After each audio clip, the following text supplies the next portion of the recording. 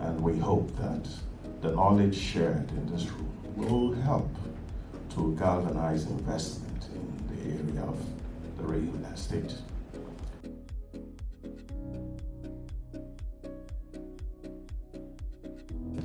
We welcome you all to the NBCC Plaza. It's our pleasure to continue with this relationship. Thank you for coming this morning, and I look forward to sharing in the experience of our experts.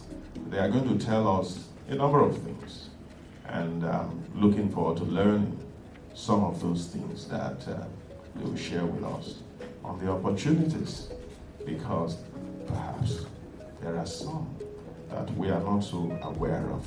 I think I can perhaps summarize the challenge and the opportunity and the vision under the 3 Ps. They're slightly different from the 3 Ps earlier.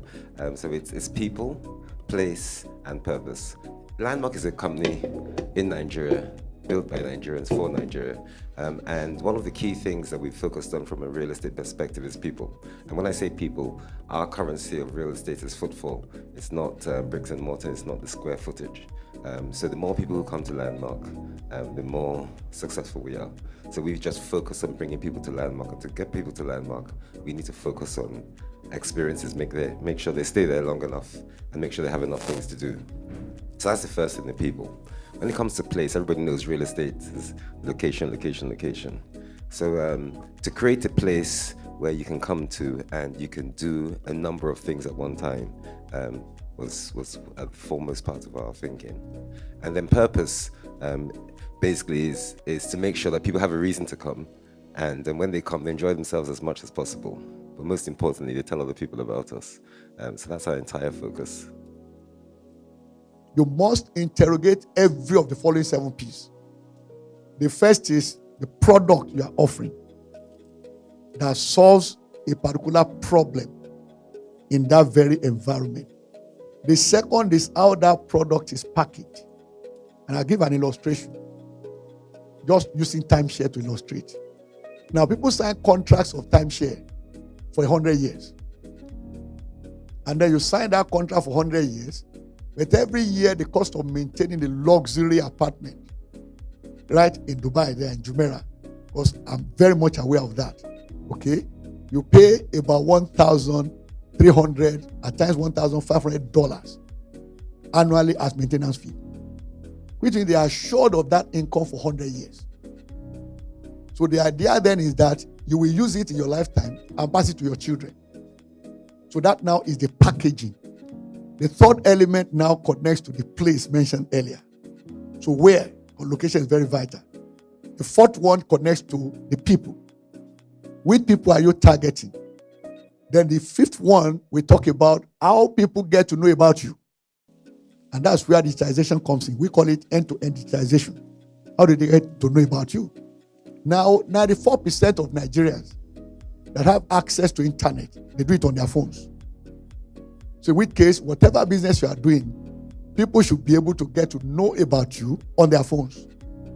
And then, of course, the sixth one talks about the price. See, we have prices. Price is very far down the list. And then the final one is your processes. So those 7 elements, you must think at them on an ongoing basis.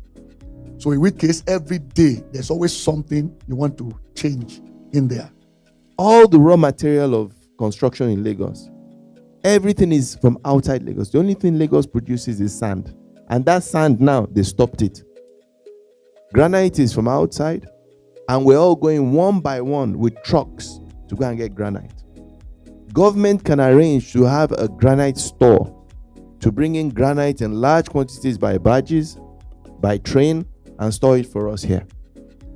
Wood, you can bring a wood in, and we have a wood processing facility. But all of us are going with teaspoon trucks, one by one, driving up and down, bringing lorries.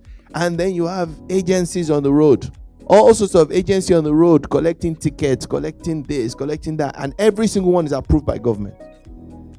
Then you wonder why housing is difficult. There's no way unless the policy will go back to the policy. Now, in terms of what should be the issues that should agitate our minds as players, I'll just discuss like 3 or 4. Number one, I mean, we've had regulation over and over here. I think 2024 is going to be a year of regulatory intensity. We're going to see a lot of focus on compliance and regulation. You've seen what has happened in Lagos, you've seen what has happened in Enugu and Abuja. I think also, as players in this industry, we need to pay a lot more attention to due diligence and compliance. You know, in those days, we used to assume that once I finish building the house, I fostered a fait accompli on government.